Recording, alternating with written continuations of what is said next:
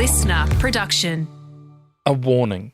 This episode contains references to men's violence against women and children, as well as child sexual abuse. Help is always available. Dial 1-800-RESPECT on 1-800-737-732 or call Lifeline on 13 11 14.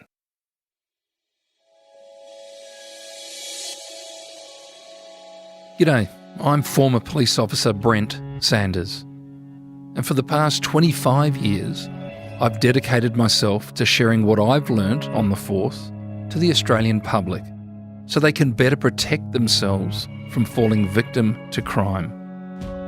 So with the help of some of the most respected current and former detectives and high-ranking law enforcement agents, we're going to pull back the curtain on what life is like on the force and what they've learned about how crime and criminals really work.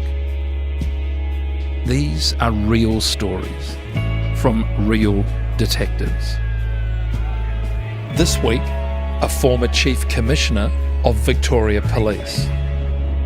Cal Glare is a 35-year veteran of the force. During his time in the job, he took on a set of unique and confronting cases. None more shocking than the horrific Hoddle Street Massacre in 1987. They jumped out of the car when he stopped shooting. He leapt up from behind the brick fence yelling out, "Don't shoot, don't shoot." We'll hear about that infamous day. But first, Cal's just received a call about a body that's been discovered in regional Victoria. The call came through that a fingerprint expert was required at a scene of a murder. I jumped in a van and headed off to this country location. I passed a vehicle taking the body in the opposite direction and stopped briefly and consultation with the people carrying the body away. I then got to the country location and went out to the crime scene and had an examination of the crime scene. Fortunately, when I got down there was a beer can about 20 metres from where the body was. And it looked like it hadn't been there all that long, although it was 3 days from when the young girl went missing until the body was discovered. I managed to develop a fingerprint, even though there'd been intermittent showers. The can was actually sitting under a piece of bracken, which protected it a little. A fingerprint on the coloured M of a Melbourne beer can. And it's fair to say that the quality was very ordinary.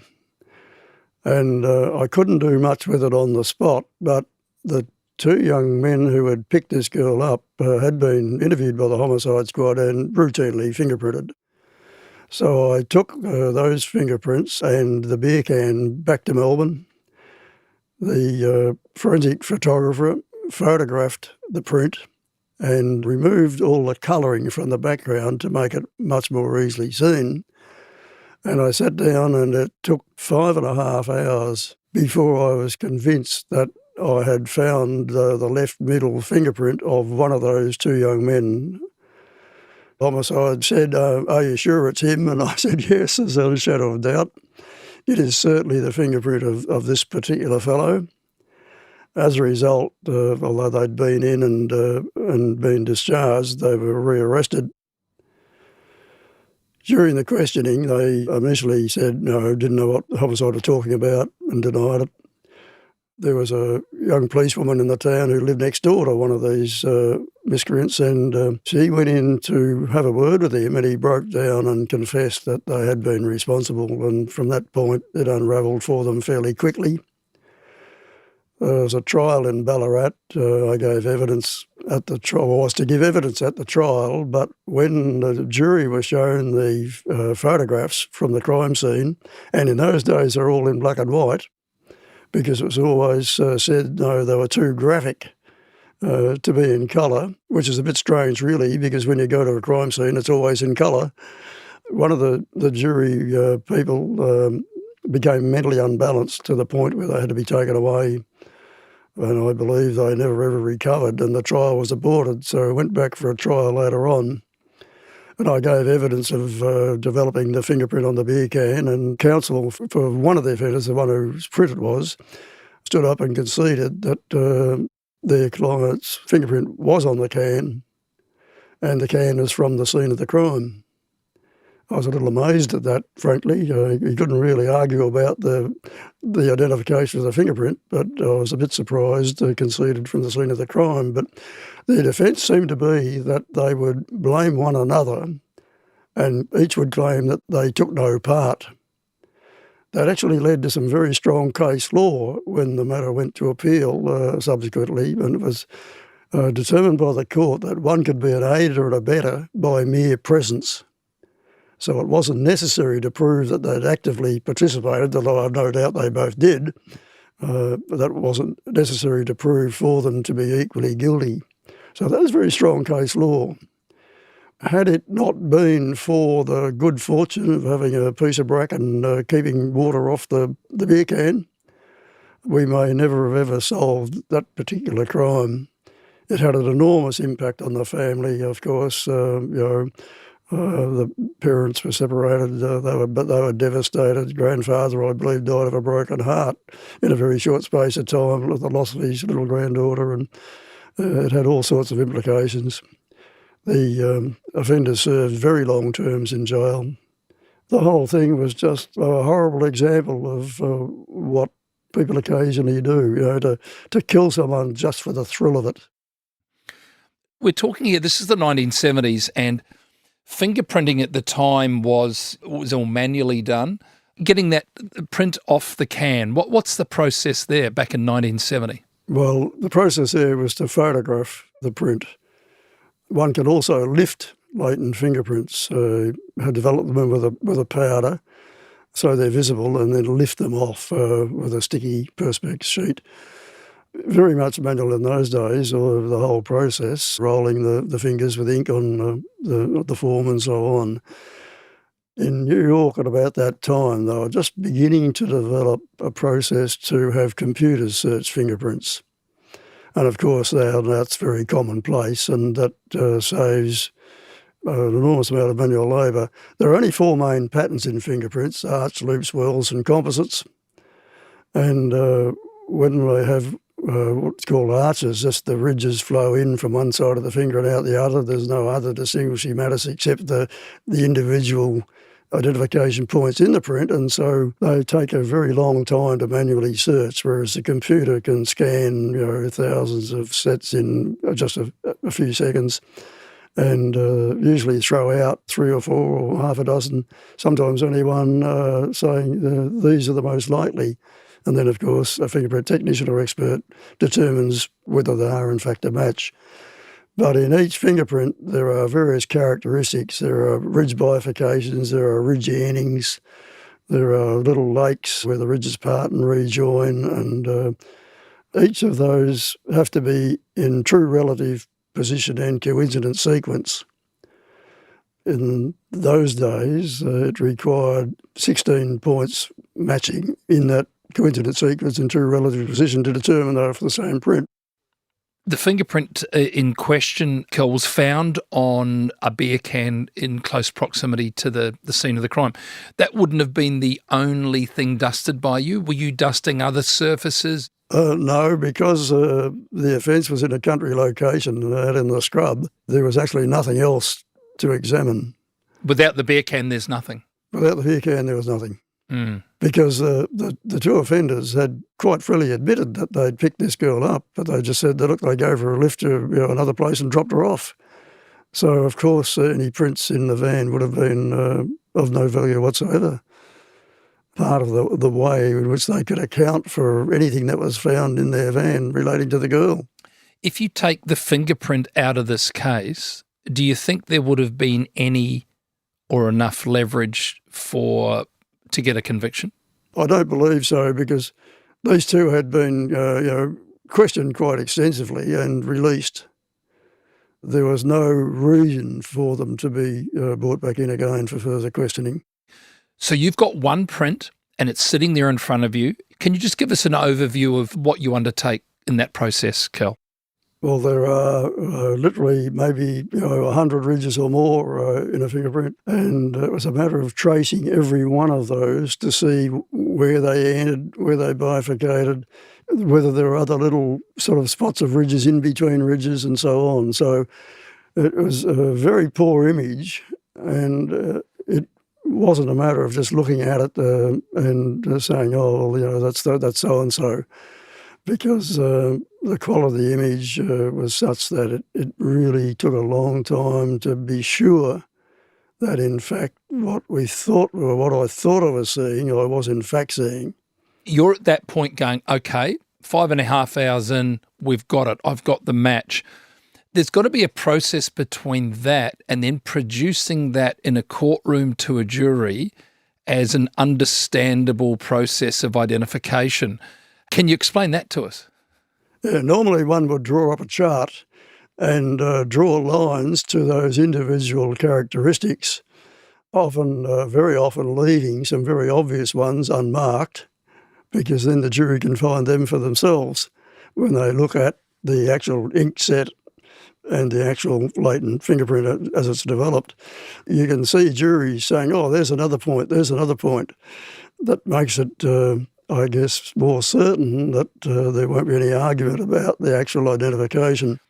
Now, Kel, when you take a fingerprint from a scene, from a crime scene, it can identify offender either by matching it with a future fingerprint that's taken once that offender is arrested, or it's matched back with an offender who has a previous arrest and all those fingerprints are on a police file. Is that correct?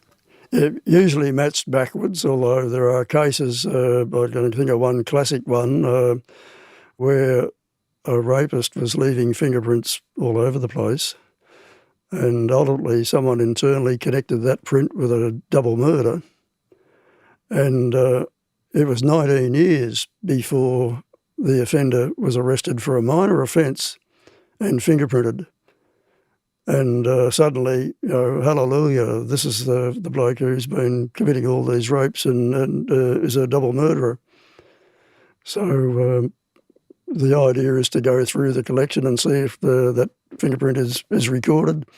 If it's not, it's put aside, and periodically those unidentified prints are run through the system again to see if anyone has been arrested and fingerprinted in the meantime. Where does fingerprinting sit now in amongst investigative processes, Kel, as opposed to where it was in the 70s?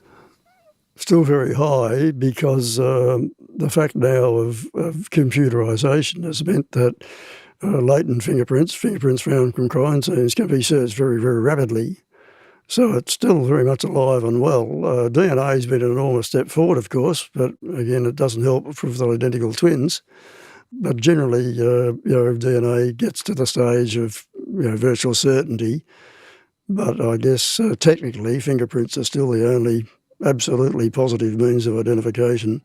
But no, the Fingerprint Bureau is still very much alive and well, and through computerisation, computer searching, the number of offenders identified as a result of computer searching has grown astronomically.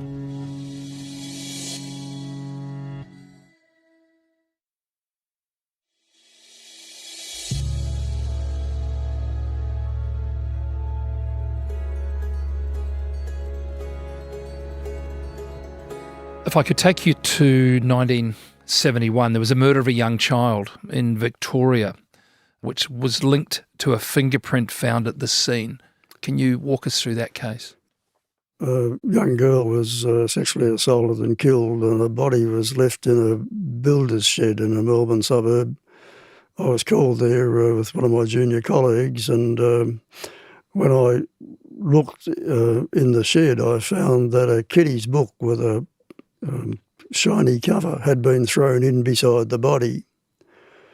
So I dusted the book for prints, and there were quite prominent prints on that book.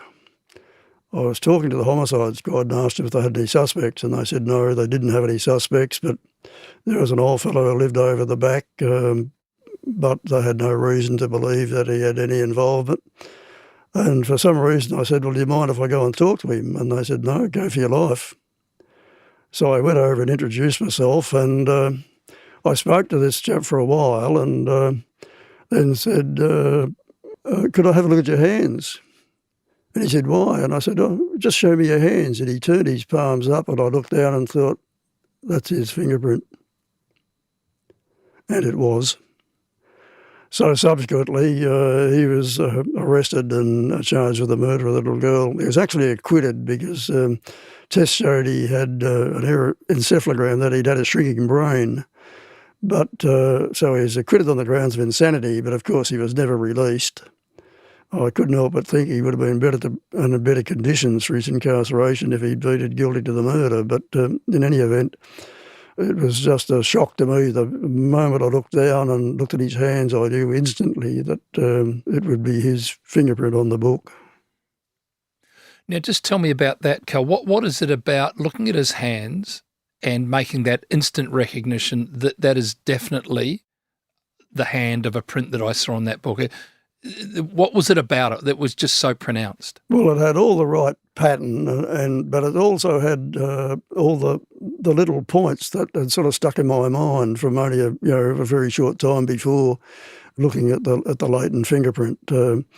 My eyesight was pretty good in those days, and as soon as I looked down, I could see that it was, definitely his print. I mean, I took it away, I printed him and checked it, took it away, and went through the painstaking process of checking out the 16 points and heaps of others. But I was instantly sure that it was this person's fingerprint on the book. And if we compare that, Kel, to the discussion with the previous case with the teenage girl, 2 offenders, this sounds to me like another case which hung on the identification of that print. If that print's not found on that book, I guess we could argue in time possibly the chap over the back fence, due to proximity, could have been seen as a suspect, but the print, was that the leverage to get the case into court? It certainly was. It's a moot point as to whether he ever would have been identified and charged without it, because, as I said, the homicide squad certainly weren't looking at him as a suspect. It's just in the lap of the gods whether they would have ever turned their attention to him to the point where they would have taken a set of his fingerprints. No previous that would have alerted the investigators and thinking, hang on, there's a bit of a previous conviction trail here. No. Obviously nothing to indicate that he had any involvement. He lived far enough away for it not to be sort of immediately apparent that he could be involved. I don't know to this day why I asked whether I could go and talk to him, because I didn't want to intrude on the homicide investigators' duties. That discussion that you have when you're sitting down with someone like that, Kel, there's a skill there in itself, particularly when you're sitting alongside somebody who has literally murdered a young child and they know it. You're a police officer. Now, you and I know that they don't have to talk to you. They don't have to say a thing. So it's quite a skill to converse with them and get some trust going there. Can you just walk us through that a little bit in this particular case? There's always got to be a certain amount of empathy shown, whether it's the sincerity of it might be doubted. But I've found that a vast number of people have this desire to confess. They might need a little trigger here or there, something plays on them or whatever, and they confess. It's very difficult for many people not to make any admissions whatsoever. Some are good at it, never make admissions. Others aren't so good at it. You need to, the ones that are very good at it, you need to find other external evidence. One should never rely wholly on a confession in investigating. That can be a trap. I've had offenders confess to crimes they didn't do in the knowledge that they were in jail at the time of the offence. And of course, they might then tell you about half a dozen they did, but if they just throw in one where they've been incarcerated at the time, the whole thing's blown out of the water.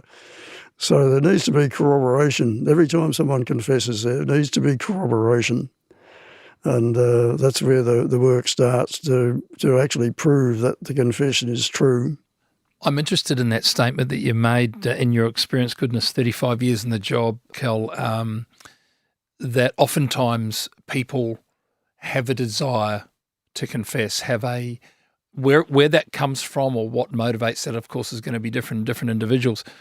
I'd hazard a guess too that an individual who has no previous history linking to this type of crime, who has deliberately or inadvertently taken the life of a young child, is going to be a person that bubbling below the surface is possibly a desire to get that out. That's a lot to hold in, isn't it? A lot of our unsolved crimes are actually ultimately solved, were unsolved, are ultimately solved by the fact that someone, maybe even years later, makes admission to someone. Difficult, I think, for a lot of people to keep their mouths shut forever kind of thing. I had a particular instance in my home suburb when I was working there of a rather nasty rape of an elderly woman, and I spoke to 6 young people in a car about 3 weeks later and asked them if they knew anything about it, and they all said no, but after I drove away, one of them said that was me and told all the others, and of course that got back to me. He just couldn't sit there and keep his mouth shut. So, Kel, you mentioned that this offender was acquitted due to being declared criminally insane. Just wondering if you could just share with us what happens there, what happens to the offender at that point. The process is that the perpetrator is then sent to a secure mental psychiatric institution because, of course, obviously can't be released back into the public arena. So the objective, I guess, has been achieved even though there's no criminal conviction involved. We've removed that person from society to a point where they can't do any more harm. Sunday night, infamous Hoddle Street massacre. Can you take us through that and your involvement in that case? Yes, I had been into work and I was actually driving home, and I was about 200 metres down the road from it when the call came through that there'd been a mass shooting. I drove straight into the scene. Fortunately, the shooting where I was had stopped. One of the first things I saw was a car at the curb with the passenger door hanging open. There was a young woman sitting there with a horrendous head wound and obviously dead. And one of the things I vividly remember about it, the street light was glinting off the diamond of her engagement ring. And a bit emotional about that, something that never got out of my head. I went down the road a few metres and there was a fellow sitting at the wheel of his car still holding the steering wheel with a big hole in his chest, and he was dead as well. The offender had decamped in the sense that he'd gone north up the railway line from the railway station. The police helicopter was in attendance. There was a shot fired into the helicopter and it had to make a fairly rapid emergency landing because they weren't too sure what damage it had done. The perpetrator, he killed 7 and injured 19. He was tracked north and 2 young members in a car pulled up while he was behind a low brick fence. He fired 9 shots through their car, wounding one of the members slightly in the thumb. They jumped out of the car when he stopped shooting, and he leapt up from behind the brick fence yelling out, put his hands in the air yelling out, "Don't shoot, don't shoot." Later on, he claimed he wanted to experience combat. I'd never heard anything so ridiculous in my life. He wanted to shoot people. When someone looked like shooting back, he gave up like the mongrel dog he is. But it was absolutely horrendous crime scene because there were, I said, 7 dead people. One, a good Samaritan who came out to try and help someone else and was killed for their trouble. Very vivid in my mind still, I guess, particularly the young lady with the streetlight glinting off her engagement ring and this horrendous head wound. I've seen plenty of dead people and plenty of death, but in those circumstances, with the number and, of course, injured everywhere, it was even more traumatic, I guess. Kel, I can hear the emotion in your voice. This is 38 years on from that incident, and yet you have clarity and a memory of that as if it happened yesterday. But you can't unsee things, and when things are as horrendous as that, with the best will in the world, you really can't erase them from your memory. Now, I don't lie awake at night, sweating about it. I don't suffer post-traumatic stress injury. I've learned over the years to cope with these things, but just a little emotional about that particular, the young woman there who she had a little baby. It's one of those things that leads one to think that there has to be a great measure of gun control, and I know the USA battle every day with mass killings from not having any real gun control. We do need a regime to control the use of guns. And now, of course, we have machetes and knives predominating in violent crime. We really need to do better right across the board in relation to combating violence. You were at the rank of Deputy Commissioner Operations in Victoria at that stage. I mean, that's almost as high up the tree as you can go. But 1987, Cal, you went to the top of the tree. 5 years as Chief Commissioner Victorian Police. How would you sum up that time? Because that's a very unique role. There's no role like it. Deputy Commissioner is one thing, but Chief Commissioner, how would you sum up that 5 years? It was challenging. I know in the first year, I stopped counting after that, I was out 151 times at night speaking to various groups. Enormous strain on my wife and family, my wife and 2 daughters. But challenging and rewarding. I felt like I was doing something useful for the community. And, there were some bad moments. Wall Street, Steve Tynan and Damien Eyre gunned down. Absolutely shocking. They lost, the age of innocence really for Victoria Police. That was very tough, but I made a couple of major mistakes, in terms of dealing with that, which I freely acknowledge, my mistakes. But overall, it was interesting. I said every day was different. There was always something new. Dealing directly with politicians is always fraught with danger. But I reached the point where I felt that I'd achieved all that I really could for myself and for Victoria Police. My predecessor, Vic Miller, said he stayed too long. He was there in the end nearly 11 years. It's hard to keep the pace up day in, day out, because no matter how often I was out late at night, I was always in the office at 7:30 in the morning. And it was actually costing me thousands of dollars a year to go to work, because interest rates were very high. I'd reached the maximum I could reach for superannuation. And I didn't think it was fair to my family to keep working, to their detriment. So although I could have gone on for another 5 years, I decided that I would pull the pin early. I've lived over 31 years since, so I think it was probably a good decision. Cal, I just want to thank you so very much for joining us here today via the Melbourne studio.